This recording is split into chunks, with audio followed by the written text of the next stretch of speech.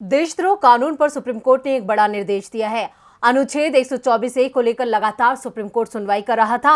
आज सभी की नजरें सर्वोच्च अदालत पर लगी हुई थी, जिसके बाद कोर्ट ने एक बड़ा आदेश दिया है।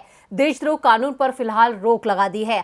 अब इस मामले पर अगली सुनवाई जुलाई के तीसरे हफ्ते में होगी। और क्या कुछ खास रहा आज सुप्रीम कोर्ट में, देखते हैं ये रिपोर्ट। देशद्रोह कानून को खत्म करने के लिए देश में लंबे वक्त से मांग की जा रही है, जिसको लेकर सुप्रीम कोर्ट में कई याचिकाएं दाखिल की गई थीं। इन्हीं याचिकाओं पर सुनवाई करते हुए सुप्रीम कोर्ट ने केंद्र की मोदी सरकार को बड़ा झटका दिया है। आज भी मोदी सरकार ने इस कानून के बचाव में कई दलीलें दी थी, लेकिन केंद्र सरकार की कोई भी दलील काम नहीं आई और सुप्रीम कोर्ट ने आज देशद्रोह कानून पर रोक लगा दी है। अब इसके तहत नए केस दर्ज नहीं हो सकेंगे। इसके अलावा पुराने मामलों में जेल में बंद लोग अदालत में जमानत की अपील कर सकते हैं। केंद्र की तरफ से सॉलिसिटर जनरल तुषार मेहता ने दलील दी थी कि इस कानून की समीक्षा होने तक इसके तहत नए केस दर्ज करने पर रोक लगाना ठीक नहीं होगा।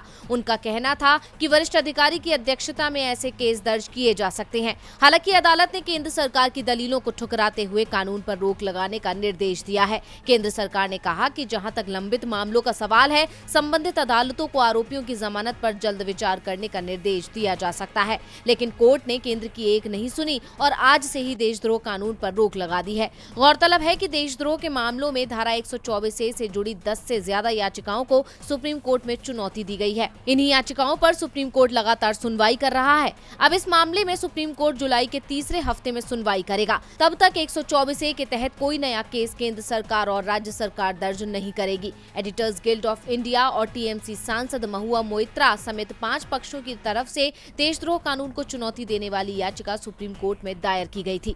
याचिकाकर्ताओं का कहना है कि आज के वक्त में इस कानून की जरूरत नहीं है। इस मामले की सुनवाई सीजेआई एनवी रमन की अध्यक्षता वाली 3 जजों की बेंच कर रही है। इस बेंच में जस्टिस सूर्यकांत त्रिपाठी और जस्टिस हिमा कोहली भी शामिल हैं। डीवी लाइव की रिपोर्ट।